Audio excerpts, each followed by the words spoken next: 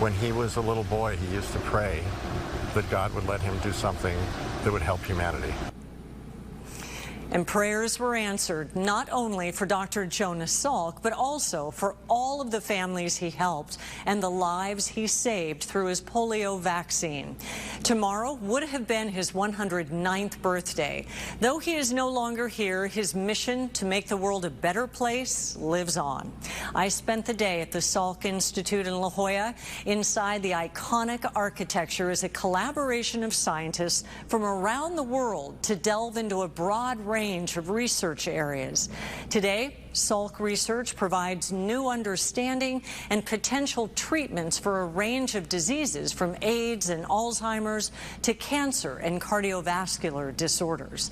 I spent the afternoon with the son of Dr. Jonas Salk, himself a doctor of psychiatry, Dr. Jonathan Salk.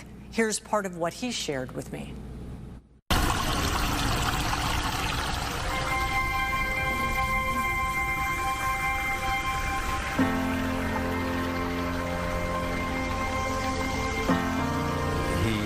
Loved this institution. He was proud of it. The science was just incredible. But he did have this vision of that creativity involves science, it involves the arts, it involves philosophy, it involves poetry. So he always had this vision of this would be a place where all those disciplines could come together. The Salk Institute for Biological Studies is often referred to as Dr. Jonas Salk's second triumph. After changing the world with his polio vaccine in 1955, he dreamed of a research center that would unlock the secrets of life itself. He began to work with the architect, Louis Kahn, on a center to attract world-class scientists who would push the boundaries of knowledge in all areas of science. He was really, really proud of this building.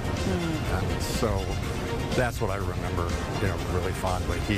Even in his later years, he would kind of walk by and he would touch the smooth walls, just not out thinking about it, but it was kind of like this, like little caress, like you give to a little kid, you just put your hand on his head. That's the relationship he had with the building and with the institution.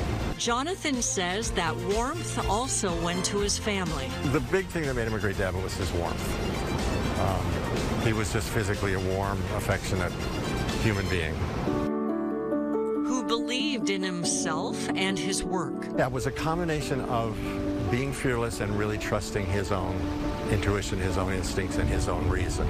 Jonathan tells me his dad was driven by wanting to make people healthier and to heal. Something drove him his entire life. And really what drove him subjectively was honestly trying to make the world a better place. When he was a little boy, he used to pray that God would let him do something that would help humanity. And I guess somebody said yes. And the words of Jonas Salk forever fill this open courtyard that looks over the sea of what is possible. Hope lies in dreams, in imagination, and in the courage to those who dare to make dreams into reality.